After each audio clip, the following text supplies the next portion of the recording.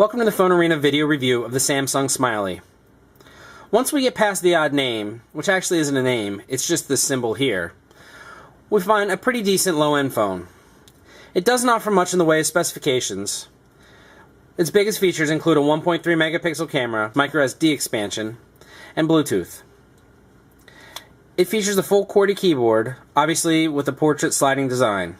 The keyboard is quite pleasant to use despite the smaller size. We were quickly typing accurately and fast with this device.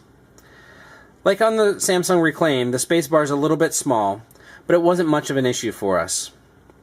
There's very good feedback on the keys, and when we press them, there's a nice click. There's an odd color choice here. As you can see, the phone is black, but the keypad, as well as the back of the phone, is blue. These two colors don't traditionally go too well together, and while it's a very dark shade of blue, it still looks a bit different on the Smiley. The red accents are nice, however, as found on the directional pad, the volume rocker, and the speaker vent. The build quality is very solid on the Smiley. This is something we've come to expect from Samsung, but it's still nice to see it even on their low-end devices. The slide is very reassuring. It is spring assisted and takes a little bit of a push to get it to go there, but after that it slides quite smoothly. We don't foresee any issue with the slide holding up for the life of the phone.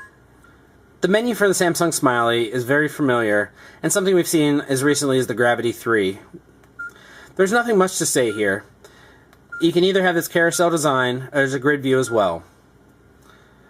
It's quite quick, which is nice to see. There's almost no menu lag present. It does offer the Social Buzz app that we saw on the Gravity 3 as well, which is an aggregate of Twitter, Facebook, MySpace, and lets the user view everything pretty much in one spot.